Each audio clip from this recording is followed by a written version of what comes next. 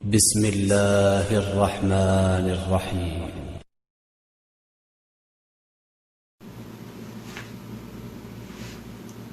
Bismillahirrahmanirrahim. Alhamdulillahi Rabbil Alamin. Wa sallallahu wa sallam wa baraka ala nabiyina Muhammad wa ala alihi wa ashabi ajmain. Alhamdulillah, ang pagpapatuloy natin ng pagpapaliwanag ng aklat Kitab at-Tauhid na sinulat ng Imam Al-Mujaddid Sheikhul Islam Muhammad bin Abdul Wahhab rahimahullah. So ang sumunod na bab na ibinigay sa atin ng Imam rahimahullah, magpapatuloy pa rin sa atin ang pagpapaliwanag ng ibada al-kalbiyah o pagsamba ng puso. Natapos niya sa ating ibigay natapos natin ipaliwanag yung binigay niyang pagsamba sa magitan ng pagmamahal, pagkatakot at saka tawakkul. Dito naman ibinigay sa atin ng Imam ang pinag-combine niya ang dalawa, ang tinatawag na al-khawf ar-raja, ang pagkatakot at saka ang kawalan ng pag-asa o pag-asa o raja, na dapat tayo ay huwag mawala ng pag-asa, na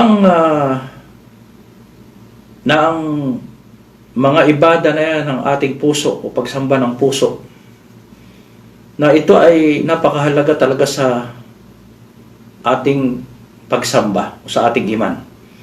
Dahil halimbawa ang pagmamahal o mahabba, ito ay nabanggit ng buo sa isang aya sa Surah Al-Isra.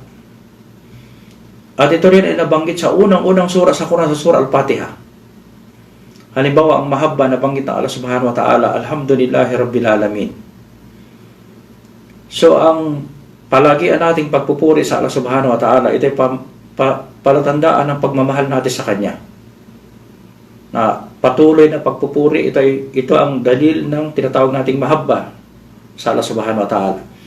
Ganon din ang, halimbawa, Ar-Rahman Ar-Rahim, ito naman ay tinatawag nating raja o pag-asa. Hindi tayo nawawala ng pag-asa sa mercy ng Allah subhanahu wa ta'ala. Ganon din nabanggit sa Surat Al-Fatiha yung khawf sa aya ng Maliki Yawmiddin, na dapat katakutan natin Allah subhanahu wa ta'ala, lalong-lalo na ang araw ng paghuhukom o Yawm al-Qiyamah. So kaya sa mga sura ng Quran napabanggit ang tatlong amal o ibada al-kalbiyah na napakahalaga sa puso ng isang Muslim, na dapat talaga ay huwag mawawala. Dito lang binanggit niya sa atin yung al-khawf war-raja, na may mga tao na sobra ang pagkatakot nila sa Allah subhanahu wa ta'ala, na nawala naman sila ng pag-asa, na akala hindi na sila mapapatawad. Kaya minsan sa kanilang ganitong paniniwala, lumaya-layo na sila sa Islam at hindi na sila nagbabalik loob, hindi na sila nagtatauba, hindi na sila mabalik sa Allah subhanahu wa ta'ala. Meron namang tao na pakiramdam niya ligtas siya sa lahat, siya ay secure, hindi siya mapaparusahan, hindi siya mapahamak, dahil siya ay pinili ng Allah subhanahu wa ta'ala. So ito ay major sin o kabair at dunub, ang ganitong mga bagay, ang ganitong katayuan ng isang tao.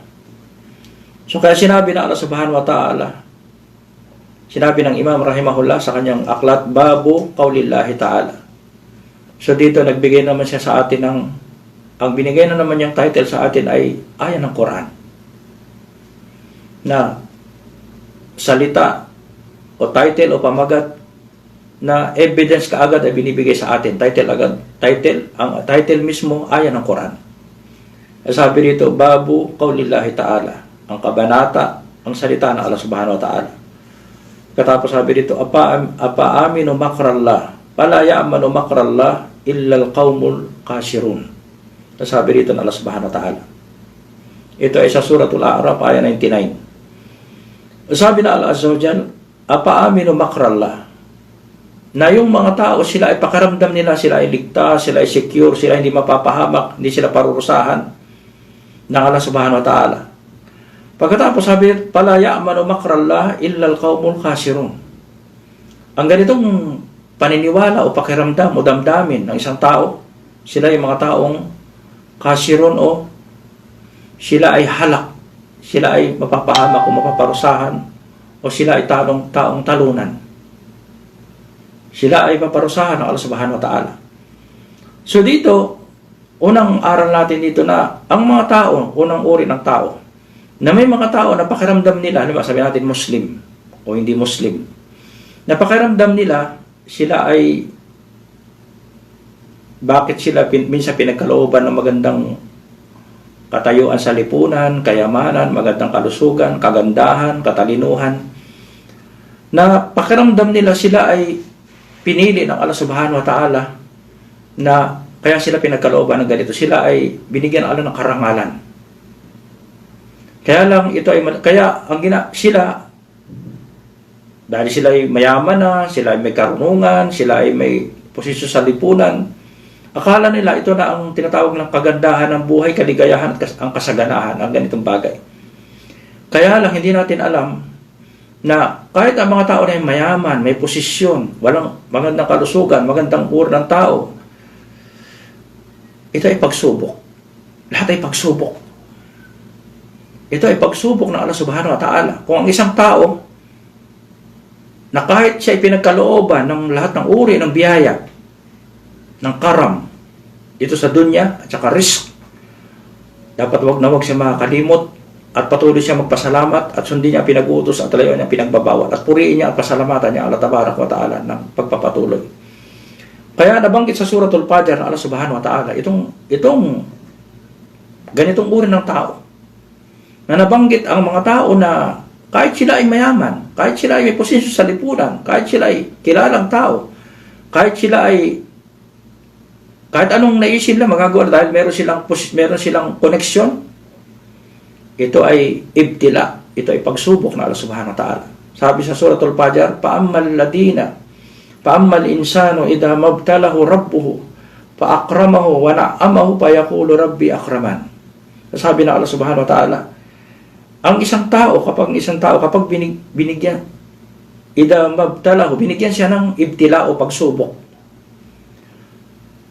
na kanyang Rabb, paakrama, akala niya na ang sa kanya na ako'y binigyan ng Allah ng karangalan, ako'y inonor ng Allah subhanahu wa ta'ala, ako'y pinili ng Allah subhanahu wa ta'ala, ako'y binigyan ng karangalan ng Allah subhanahu wa ta'ala, wa na'amahu, at siya'y pinagkalooban ng lahat ng biyaya na hinahanap ng tao dito sa dunya, fayaqulu rabbi akraman. So itong sasabihin niya na ako ay binigyan ng Allah subhanahu wa ta'ala ng karam, ng biyaya. So siya ay tinatawag nating na deceived. Siya ay nalinlang ng mga bagay na nakamit sa kanya. Hindi niya alam na ito pagsubok sa kanya ng Allah subhanahu wa ta'ala.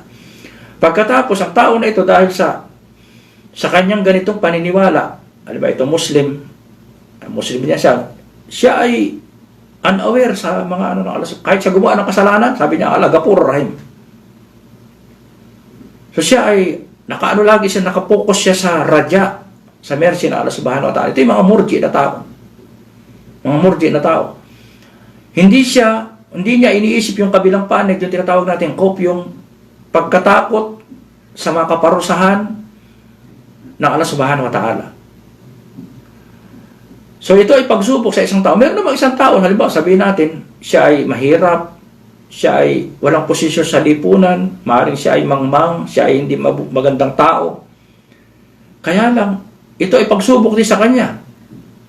Ito ay pagsubok din sa kanya na kapag ito ay kanyang minahal niya ang Allah subhanahu wa ta'ala at tinanggap niya at pinaniwalaan niyang mercy ng Allah subhanahu wa ta'ala at siya ay sumunod sa pinag-uutos at tiniwasan niya pinagbabawal, siya ay magtatagumpay sa pagsubok nito kahit siya ay mahirap lamang. May mga Muslim na ganyan, mahirap lamang sila, pero sila ay panatag, satisfied sila sa lahat ng pinagkaloob sa kanila ng Allah tabarak wa ta'ala. So, pero meron namang tao na kahit ano ang nandun sa kanya, akala niya siya ay kaya hindi siya sumusunod, hindi siya umiiwas sa bawal at pakiramdam niya sa Yawm al-Qiyamah mas higit pa ang kanyang makakamit sa kabilang buhay. Ito ay nadeceive siya ng dunya at siya ay dililin lang ni Shaitan sa kanyang paniniwala. So anong sinabi ng Allah subhanahu? Walang sino man naligtas sa plano ng Allah subhanahu wa ta'ala. Ang tinutukoy ditong makar o yung plano ng Allah subhanahu wa ta'ala. Lahat ng dilika, may plano ang Allah sa kanya.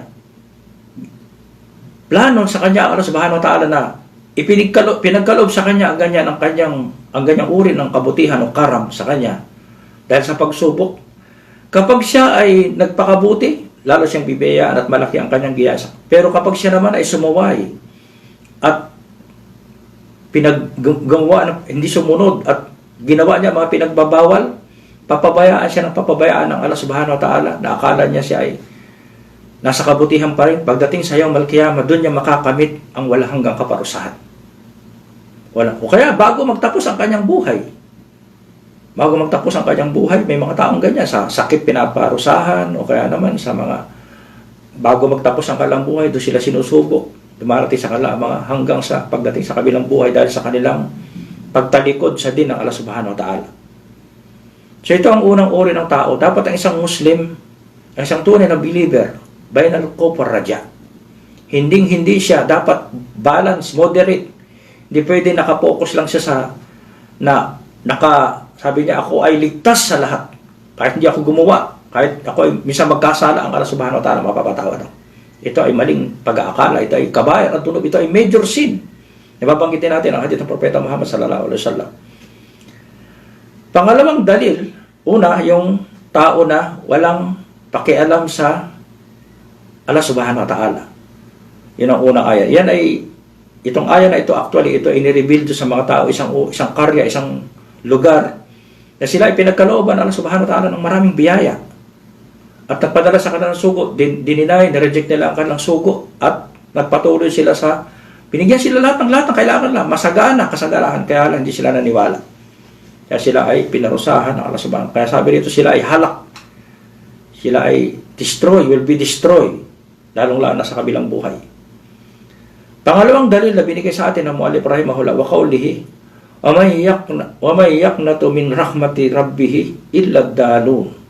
Sabi rito ng Allah subhanahu wa ta'ala, ito naman ang tao na, sabi rito, kung sino man ang mawalan ng pag-asa sa mercy o sa habag o sa biyaya ng Allah subhanahu wa ta'ala, maliban sa mercy ng inyong Rabb, illa dalun, maliban lamang sa taong dalal. Mali ang pagkaintindi niya ng kanyang din. Mali ang kanyang pagkaintindi ng kanyang iman.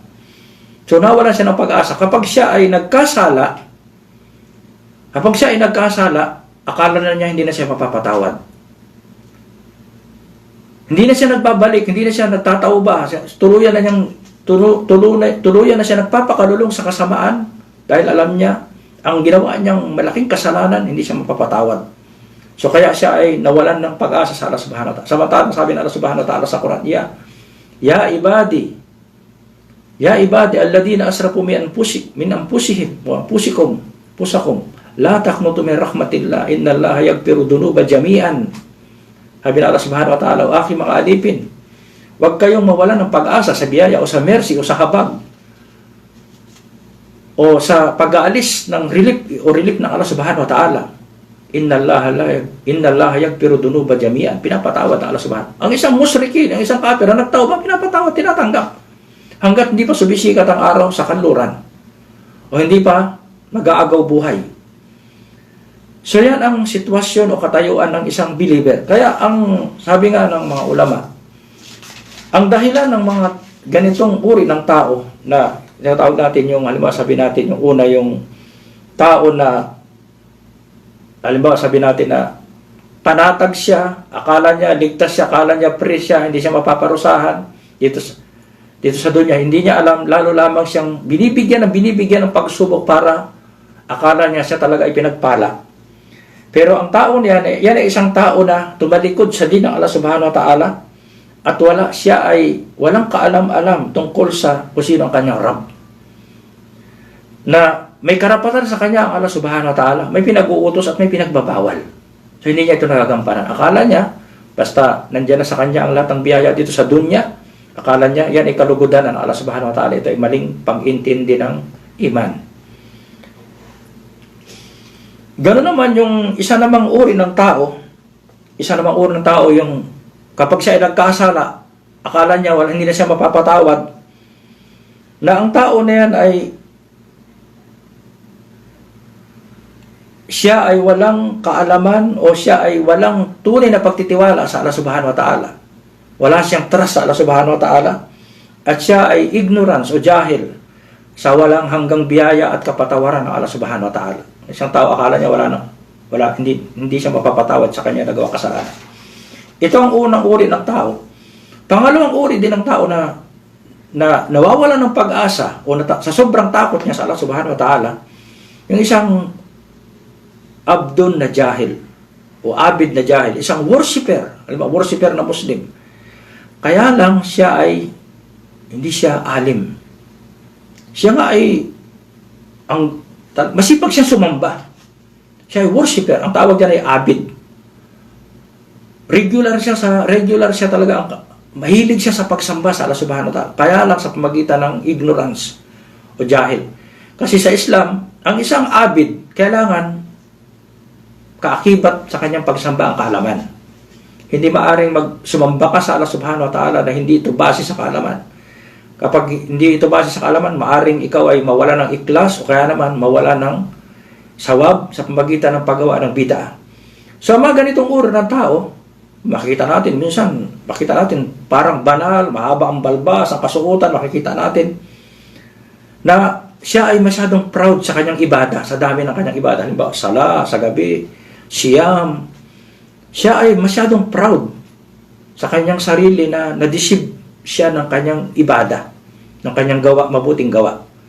At ang pakiramdam niya ay ang ganitong uri ng gawain na ginagawa niya na maraming pagsamba sa Allah subhanahu wa ta'ala, na siya ay may mataas na status o katayuan sa paningin ng Allah subhanahu wa ta'ala.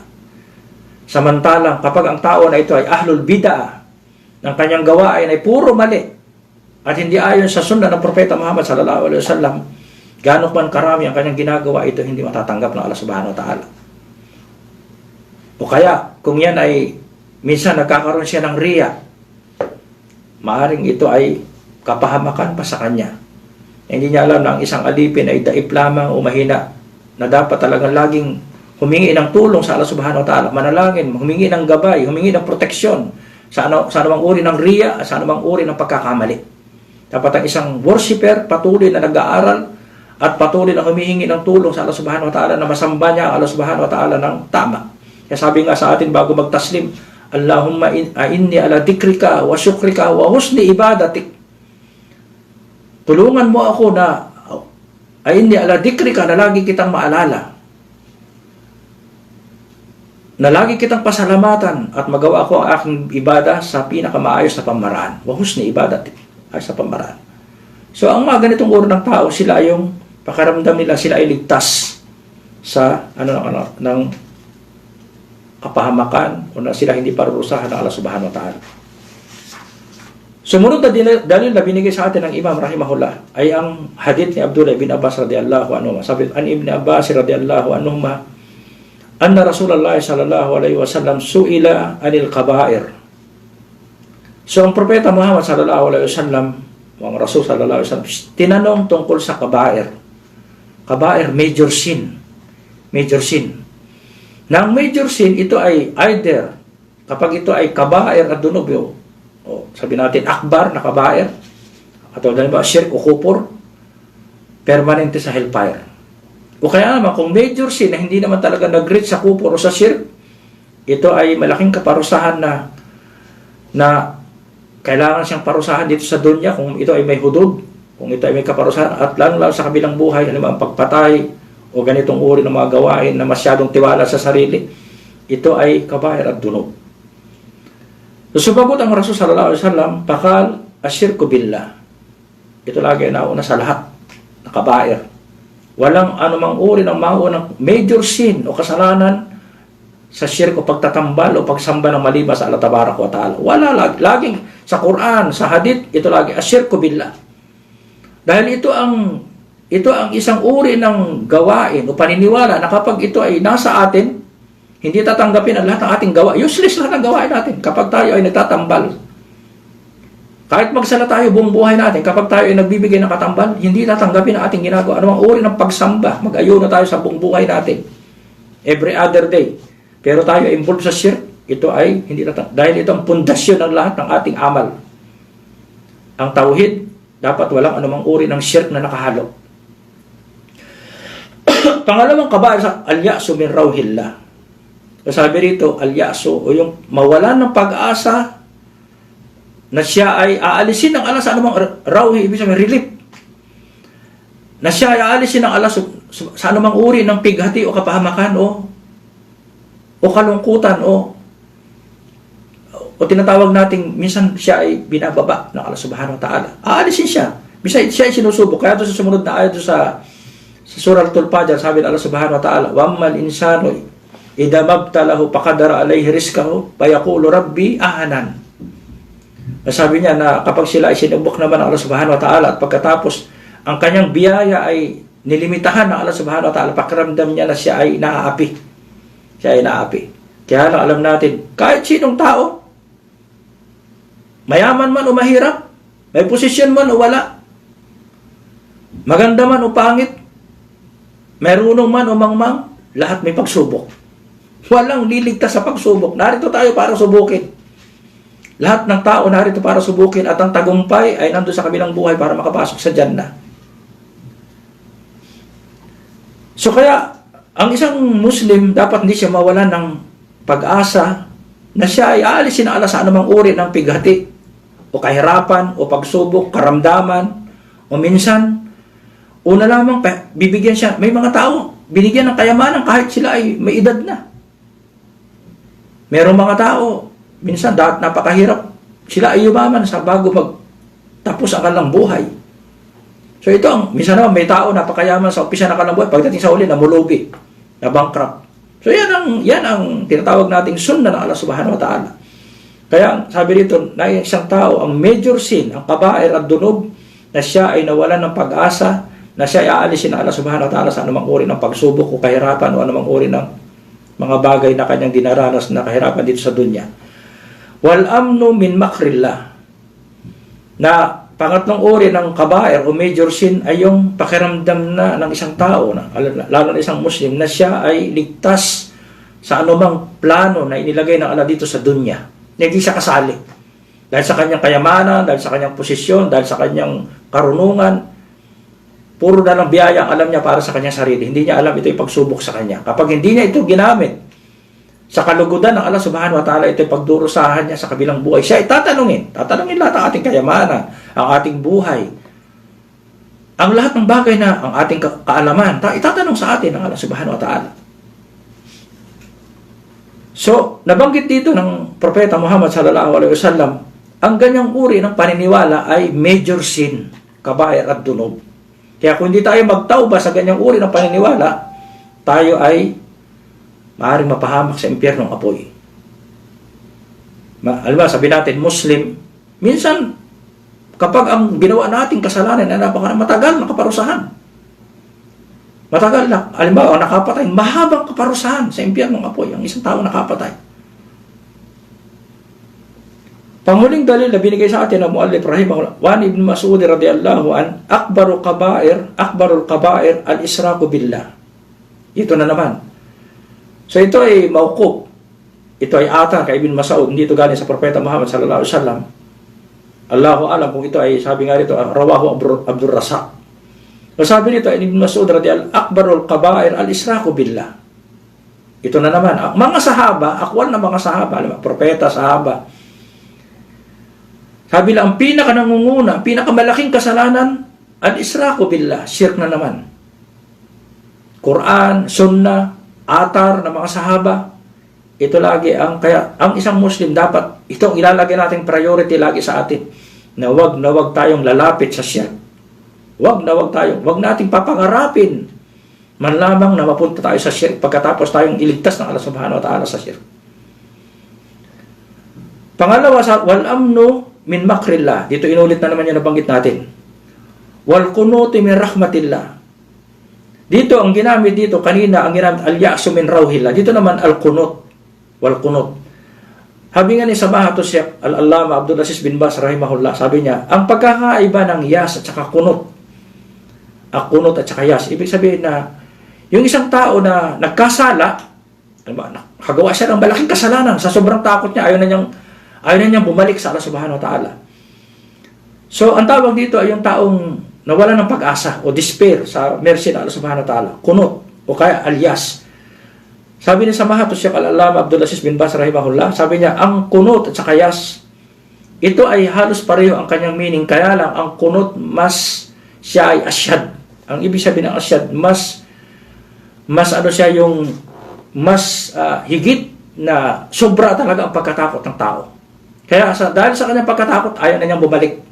Ayaw na niyang magtauba. Minsan gusto pa nga niyang magpakamatay. Ayaw niya na niyang magtauba sa Allah subhanahu wa ta'ala. So kaya, nabanggit nga na ito ay major sin.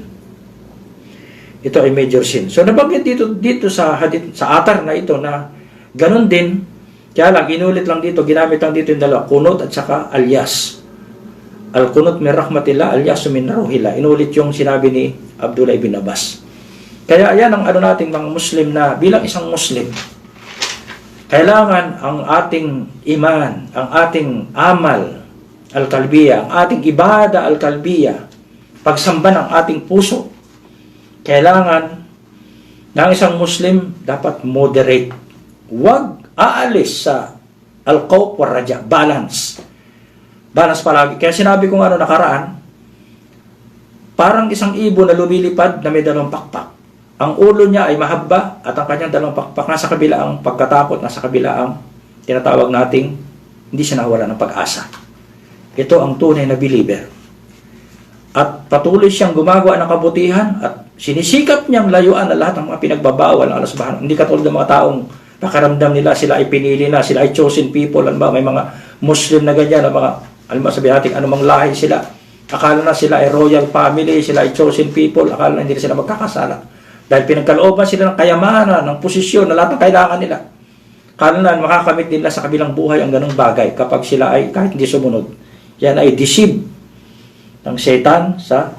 Kaya dapat, nandyan ang pagkatakot, nandyan ang tinatawag nating huwag tayong mawala ng pag-asa sa mercy ng Allah subhanahu wa ta'ala, dahil ang mercy ng Allah subhanahu wa ta'ala ay walang hanggan.